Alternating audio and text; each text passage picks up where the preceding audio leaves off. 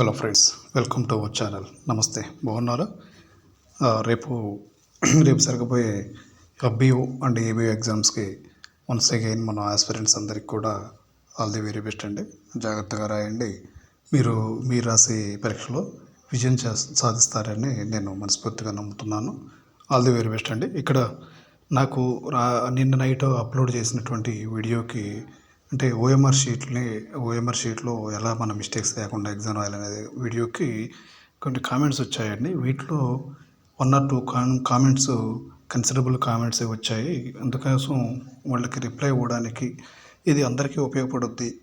కొంతమందిలో డౌట్ ఉండొచ్చు. Mainly fresh aspirants ఎవరైతే ఉన్నారో నా వీడియోస్ మ్యాక్సిమం వాళ్ళకే యూస్ఫుల్గా ఉంటాయండి. సీనియర్ ఆస్పిరెంట్స్కి ఇవన్నీ నేను చెప్పాల్సిన అవసరం లేదు. సరే, మీ టైం వేస్ట్ చేయకుండా ఈ వీడియోలో నేను మనోళ్ళు అడిగే ఏదైతే మెయిన్స్కి రేషియో ఎంతమందిని తీసుకుంటారు అని చెప్పని 1 or 2 persons నన్ను అడుగుతున్నారండి. అది దాంతోపాటు ఆ రేషియో తీసుకోవడానికి మన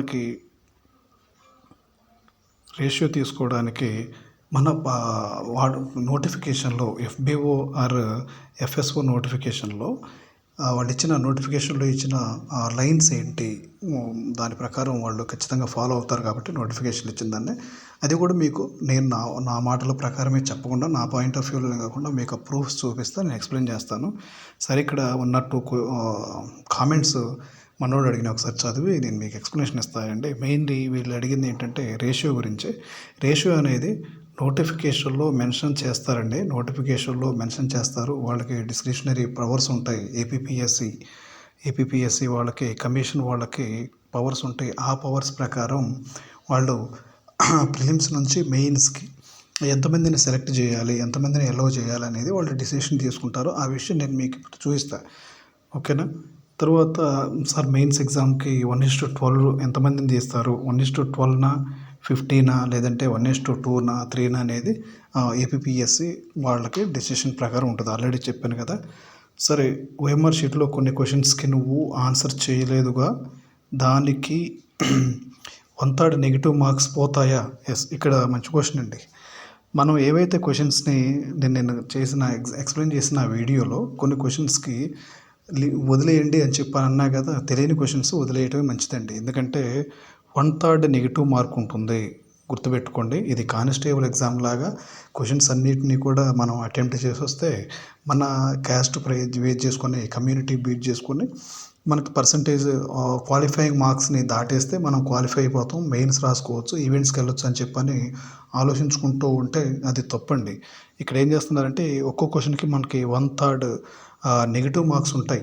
అంటే రాంగ్ పెట్టిన దానికి ఈ 1/3 నెగిటివ్ మార్క్స్ ఎలా మనల్ని ఎఫెక్ట్ చేస్తుందంటే, ఫర్ ఎగ్జాంపుల్ కష్టపడి చదివి ఒక 10 బిట్స్ నువ్వు కరెక్ట్ చేసి పార్ట్ ఏలో ఒక 10 బిట్స్ కరెక్ట్ చేసావనుకోండి, లేదంటే ఒక 30 బిట్స్ కరెక్ట్ చేసావనుకోండి, నీకు 30 మార్క్స్ వస్తాయి కదా. ఈ 30 మార్క్స్, ఈ 30 బిట్స్ కరెక్ట్ చేసిన వాటితో పాటు అనుకోకుండా నువ్వు పెట్టిన ఒక 9 క్వశ్చన్స్ కానీ 12 క్వశ్చన్స్ కానీ రాంగ్ పెట్టేసి ఉంచావు అనుకోండి. ఇప్పుడు ఒక్కొక్క క్వశ్చన్ నీకు ఎంత లాస్ అవని చెప్పాము, 1/3 మార్క్ అంటే 33.3% నీకు లాస్ జరుగుతూ ఉంటుంది. ఈ 9 క్వశ్చన్స్కి ఏమవుతాయంటే, 9 క్వశ్చన్స్కి నీకు వచ్చిన నువ్వు ఏదైతే కరెక్ట్ పెట్టేసి నువ్వు సాధించుకున్న మార్కులు, కష్టపడి చదివి తెచ్చుకున్న మార్కులు ఏవైతే ఉన్నాయో వీటిలో నుంచి నీకేమవుద్దంటే 3 మార్క్స్ మైనస్ అవుద్ది. 3 మార్క్స్ మైనస్ అవుద్ది.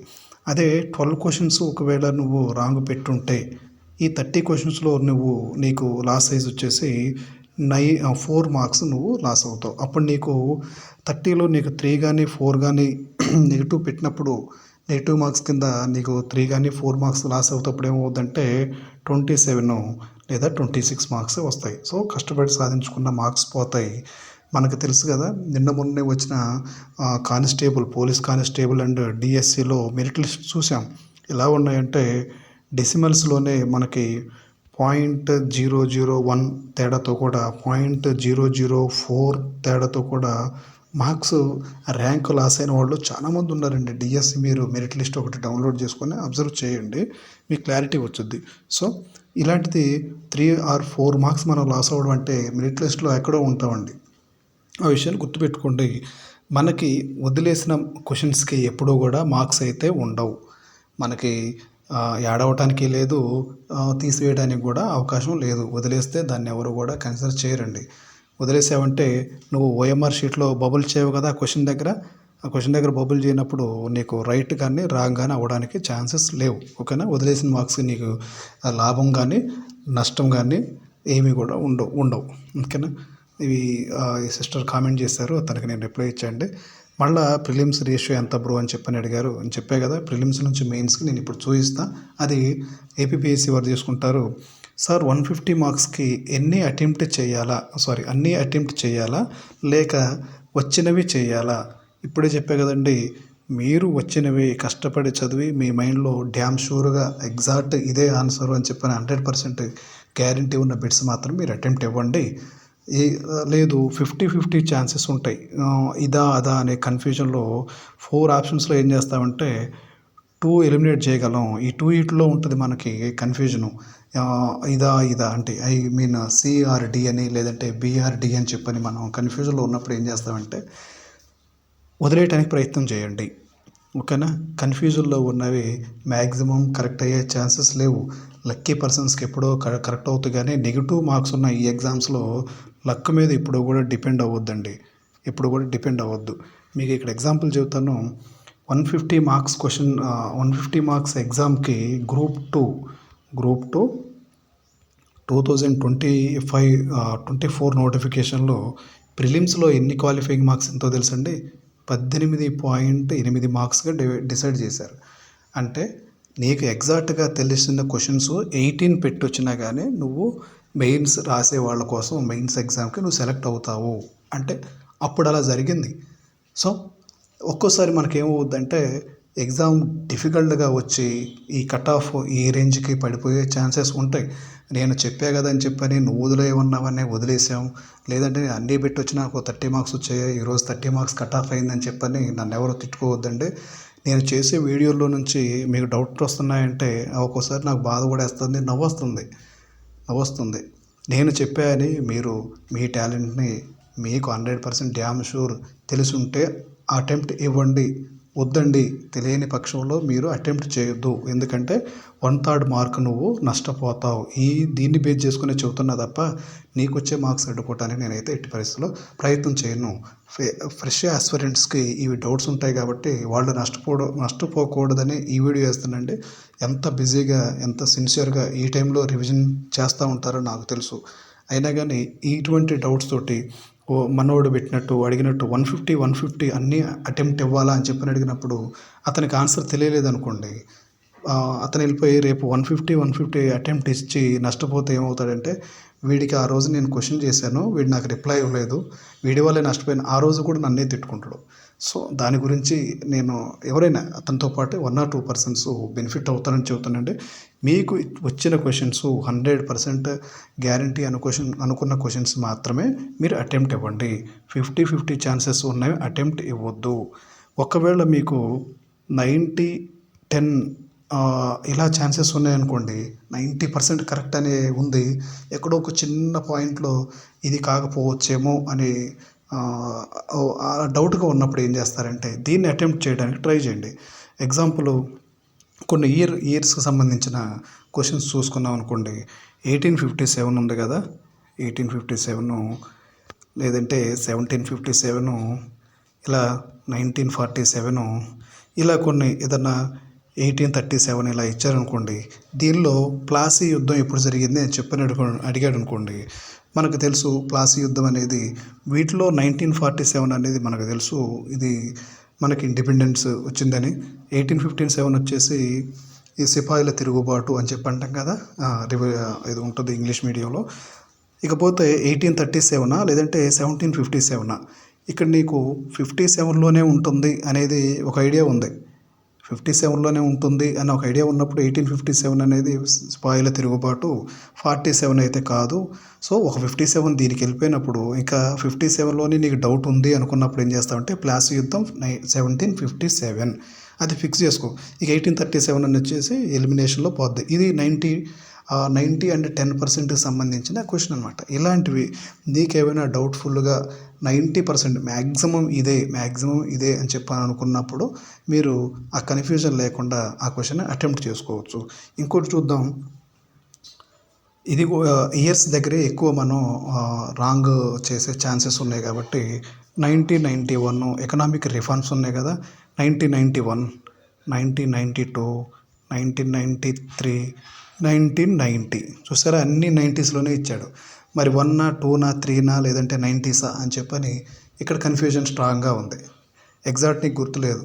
ఒకవేళ ఇది 80స్లో ఉండి ఒకటి 70స్లో ఉండి ఒకటి 60స్లో ఉందనుకోండి, 80s 70s 60స్లో ఉందనుకోండి, అప్పుడు నీకు 90స్లోనే ఉంది కాబట్టి 90స్లో ఉంది ఒక్కటే కాబట్టి సరిపోదు. కానీ ఇప్పుడు వాడు ఏమి ఇచ్చాడు, 91, 92, 93, 90 అన్ని ఇచ్చాడు. ఇటువంటిప్పుడు ఏం చేస్తామంటే మ్యాక్సిమం క్లారిటీ లేదు, అన్నీ 90స్లోనే ఉన్నాయి. సో వదిలేసాయి నీకు వచ్చే నష్టం అయితే ఏం లేదు. ఒకవేళ నువ్వు అటెంప్ట్ చేసావు అనుకో, అన్నీ 90స్లో ఉన్నాయి కదా, 90 పెట్టేద్దాం అని చెప్పని అనుకుంటే ఇక్కడ నువ్వు నష్టపోయే ఛాన్స్ ఉంది. ఓకేనా ఫ్రెండ్స్, ఇలా మీరు కొంచెం కేర్ తీసుకుంటే ఈ నెగిటివ్ మార్క్స్ నుంచి మనం ఈజీగా బయటపడవచ్చు. మీకు ఇక్కడ 100% మీకు కరెక్ట్ అనుకున్నదే పెట్టేసేయండి. ఓకేనా, ఎన్ని క్వశ్చన్స్ అటెంప్ట్ చేయాలి అనే దానికి ఎవరు కూడా ఎగ్జాక్ట్ చెప్పరు. గ్రూప్ 2 రాసినప్పుడు కూడా, సారీ ఇంత టైం తీసుకుంటున్నా, ఏదో లెక్చర్ ఇస్తున్నా అనుకోవద్దు. గ్రూప్ 2 రాసినప్పుడు కూడా కోచింగ్ సెంటర్స్ వాళ్ళు చెప్పారు, యూట్యూబర్స్ చెప్పారు, అందుకనే నేను అన్ని క్వశ్చన్స్ అటెంప్ట్ ఇచ్చేసి నెగిటివ్స్ పోగొట్టుకున్నా. ముందు బాగా తెలిసిన క్వశ్చన్ అటెంప్ట్ ఇచ్చా. పర్టికులర్ ఎన్ని క్వశ్చన్స్ చేస్తేనే మీరు క్వాలిఫై అవుతారని కొంతమంది చెప్పారు, అందుకనే మిగిలిన వాటిని కూడా నేను అటెంప్ట్ చేసి రాంగ్ అయిపోయా, నెగిటివ్స్లోకి వెళ్ళిపోయా అని చెప్పి చాలామంది కామెంట్స్ నేను చూసాండి. అంటే నా వీడియోస్ కాదు. ఇలా నష్టపోకుండా ఉండాలంటే మీ మీద మీరు కాన్ఫిడెంట్గా 100% ఉన్నాయి మాత్రమే, తెలిసినవి మాత్రమే అటెంప్ట్ ఇవ్వండి. ఫిక్స్డ్గా ఎన్ని క్వశ్చన్స్కి మనం అటెంప్ట్ ఇవ్వాలి అనేది ఎవరు చెప్పలేరండి. ఎవరు చెప్పినా వినొద్దు. తెలిస్తే అటెంప్ట్ చేయాలి, తెలియని వదిలిపెట్టేయాలి. 50-50 ఛాన్సెస్ ఉన్నాయి కూడా వదిలిపెట్టేయాలి. 90-10 ఉన్నాయి ఉంటే డ్యామ్ షూర్ కొంచెం డౌట్ ఉన్నట్టు మాత్రం మీరు అటెంప్ట్ చేయండి. అటువంటి ఒక 3-4 క్వశ్చన్స్ అయినా ప్రాబ్లం అయితే ఉండదు. ఓకేనా, ఇలా మీకు ఇవ్వండి మనకి ఎస్సీ క్వాలిఫైకి ఎన్ని మార్క్స్ రావాలి. ఇక్కడ క్వాలిఫైయింగ్ మార్క్స్ నేను ఆల్రెడీ లాస్ట్ వీడియోలో చెప్పానండి. ఎస్సీ ఎస్టీకి వచ్చేసి 30% మినిమం క్వాలిఫైయింగ్ అండి. మినిమం క్వాలిఫైయింగ్ మార్క్స్ ఇవి మినిమం నేను చెబుతున్న మినిమం క్వాలిఫైయింగ్ మార్క్స్ 30% అంటే ఒక అతను 45 మార్క్స్ అని పెట్టాడు. 45 మార్క్స్ అని పెట్టాడు అంటే ఇలా ఫిక్స్డ్ కాదండి, ఇవి దాటాలి. ఓకేనా, 30% అంటే 150కి 30% క్యాలిక్యులేట్ చేసి 45% రావాలా అని పెట్టాడు. ఇలా కాదండి, నేను ఇప్పుడే చెప్పాను కదా, 18.8 మార్క్స్ వచ్చిన వాళ్ళు కూడా గ్రూప్ 2 మెయిన్స్ ఎగ్జామ్ రాశారు, గుర్తించండి. ఎందుకంటే ఇలా ఫిక్స్డ్ మార్క్స్ అనేది ఉండవు. 30% మార్క్స్కి మినిమం రావాలి. ఈ మినిమం వచ్చిన వాళ్ళకి మాత్రమే, అంటే ఈ మినిమం క్వాలిఫైయింగ్ మార్క్స్కి అబవ్ వచ్చిన వాళ్ళని ఏం చేస్తారంటే మెయిన్స్ లిస్టులోకి తీసుకునే వాళ్ళుగా అర్హులుగా తీసుకుంటారు అంతే. వాళ్ళు సెలెక్ట్ చేయరు, వాళ్ళని మెరిట్ చూస్తారు. పోస్టులకి మెరిట్ చూసి అప్పుడు ఒక్కోసారి ఈ 30% మార్క్స్కి తగ్గొచ్చు కూడా. అంటే అతను అన్న 40 మార్క్స్ కూడా 45 మార్క్స్ కూడా తగ్గొచ్చు. ఎలా అని నేను ఇప్పుడు మీకు చూపిస్తా. కానీ అది రాజ్యాంగంలో కొన్ని ఆర్టికల్స్ ఉన్నాయండి, 335 అనుకుంటా క్వాలిఫైయింగ్ మార్క్స్ మనకి తగ్గించే ఛాన్సెస్ ఉన్నాయి. ఎస్సీ ఎస్టీ బీసీ వాళ్ళకి, కమ్యూనిటీస్ వాళ్ళకి క్వాలిఫైయింగ్ మార్క్స్ తగ్గిస్తారు. ఎస్సీకి 30%, ఎస్సీ ఎస్టీకి, బీసీకి వచ్చేసి 35%, తర్వాత ఓపెన్ కేటగిరీ కమ్యూనిటీ వాళ్ళకి వచ్చేసి 40% అండి. ఈడబ్ల్యూఎస్ వాళ్ళకు కూడా 40% ఇది అండి. ఇవి మినిమం క్వాలిఫైయింగ్. వీటికన్నా ఎక్కువ తెచ్చుకోవడానికి ట్రై చేయండి. రేర్ కేసెస్లో తక్కువ వచ్చినా కానీ మనం క్వాలిఫై అయ్యే ఛాన్సెస్ ఉన్నాయి. ఇవ్వండి ఎఫ్ఎస్ హాల్ టికెట్ మీద గెజిటెడ్ సైన్ ఇదేం అవసరం లేదండి. హాల్ టికెట్ మీద గెజిటెడ్ సైన్ అవసరం లేదు. ఓకేనా, మీకు ఫోటో ఆర్ మీ సిగ్నేచర్ క్లియర్గా లేనప్పుడు బ్లర్గా ఉందనుకోండి, అటువంటి టైంలో మాత్రం మీరు గెజిటెడ్ సైన్తో ఉన్న 3 పాస్పోర్ట్ సైజ్ ఫొటోస్ తీసుకురావాలి. ఇది వాళ్ళు ఇచ్చింది. మీరు క్లియర్గా బ్యాక్ సైడ్ ఉన్నటువంటి హాల్ టికెట్కి బ్యాక్ సైడ్ ఉన్నటువంటి తెలుగు ఇంగ్లీష్ ఇన్స్ట్రక్షన్స్ చదవండి. ఓకేనా, ఇంకపోతే ఎస్ఎస్ఆర్ క్వాలిఫైయింగ్కి ఎన్ని మార్క్స్ రావాలి ఇవన్నీ నేను ఆల్రెడీ చెప్పాను. ఇకపోతే ఏపీపీఎస్సీ వాళ్ళకి ఆ పవర్ చెప్పాం కదా, ఇక్కడ ఒకసారి మీకు చూపించడానికి ట్రై చేస్తాను. 1 second please. S section officer and ABO FBO నోటిఫికేషన్లో కూడా నేను పేజ్ నెంబరు 10, 11, 12 అనుకుంటా, ఈ 3 పేజెస్లో 9, 10, 11లోనూ 10, 11, 12లోనూ నేను చూసే మీరు ఆ లైన్ ఒకసారి చూసుకుంటా పారాగ్రాఫ్. ఇక్కడ చూడండి, పర్సెంటేజ్ ఆఫ్ మార్క్స్ ఇప్పుడే చెప్పే కదా, open competition and ex service EWS వాళ్ళకి 40%, బ్యాక్వర్డ్ క్లాసెస్కి 35%, 30%. ఓకే, ఇకపోతే ఇక్కడ చూడండి, స్క్రీనింగ్ టెస్ట్ తర్వాత ఆర్డర్ ఆఫ్ ప్రొసీజర్, సెలక్షన్ ప్రొసీజర్లో ఆర్డర్ అండి ఇది. Screening examination, mains examination, physical examination, CPT ఇవి ఉంటాయి. ఓకేనా, స్క్రీనింగ్ ఎగ్జామ్ అంటే రేపు మీరు రాసేది స్క్రీన్ ఎగ్జామ్ కింద.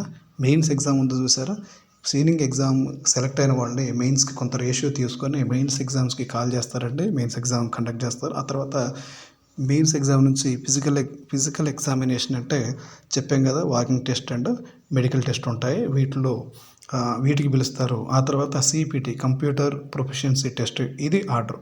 వీటిలో ఏ ఒక్కదానికి మనం అటెండ్ అవ్వకపోయినా కానీ డిస్క్వాలిఫై అయ్యే ఛాన్సెస్ ఉన్నాయి. అయితే మీకు చెప్పాలనుకున్న విషయం ఇక్కడ చూడండి, పేజ్ నెంబర్ 10లో ఈ పారాగ్రాఫ్ ఒకసారి మీరు చదువుకోండి. ఇక్కడ మీ క్లారిటీ ఇస్తారు. As per GOMS number 5, general administration department dated 2018, the Andhra Pradesh public service commission EPPSC is empowered to pick up candidates who obtain, ఇక్కడ చూడండి, who obtain such minimum qualifying marks in screening test. Minimum qualifying marks వచ్చిన వాళ్ళని screening test నుంచి తీసుకుంటారు. As may be fixed by the commission at its discretion to the main examination in all direct recruitment examinations. ఓకేనా, వాళ్ళకి minimum qualifying marks ఏవైతే ఉన్నాయో ఆ minimum qualifying మార్క్స్ని base చేసుకొని మెయిన్స్ ఎగ్జామినేషన్కి సెలెక్ట్ చేయడం అనేది వీళ్ళ యొక్క డిస్క్రిషనరీ పవర్ అని చెప్పని అంటున్నారు.